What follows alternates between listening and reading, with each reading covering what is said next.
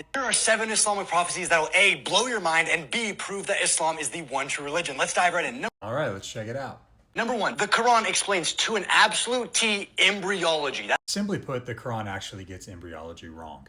In Surah 23:14, we see the Quranic version of embryology. It asserts that bones are formed first and then is clothed with flesh, but that is not true. The bones and the flesh actually form simultaneously, not subsequently.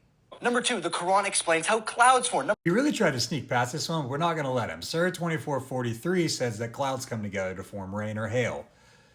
Humans have known that for thousands and thousands of years. There's nothing special about this being in the Quran. Number 3, it explains the Big Bang Theory to a T. I'm not kidding you. Notice how he doesn't actually show any verses, because the Quran does not explain the Big Bang Theory.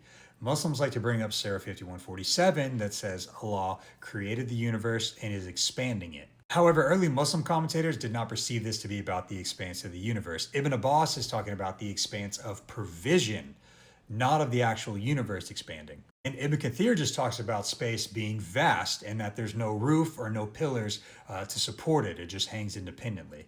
Even if you grant the idea that Allah is creating more, he's expanding the universe, this still has nothing to do with the Big Bang Theory.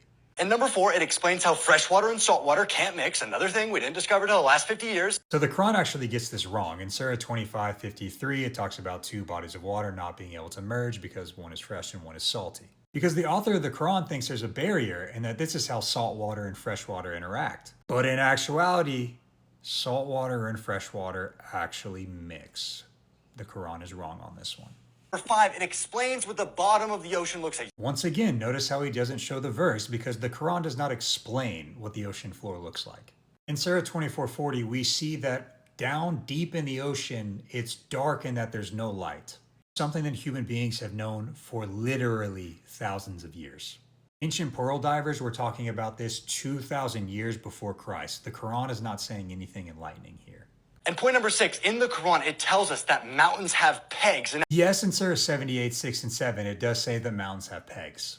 The Quran uses this language of pegs, like Ibn Kathir points out, because the Quran thinks that the mountains are like pegs of a tent, to hold the earth in place, which is just simply not true.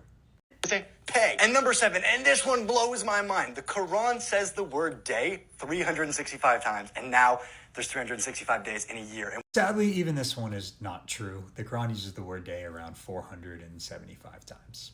Ultimately, none of these things are prophetic truths. Some of them are flat out wrong, while others are saying things that human beings have known for thousands and thousands of years. So, there you go.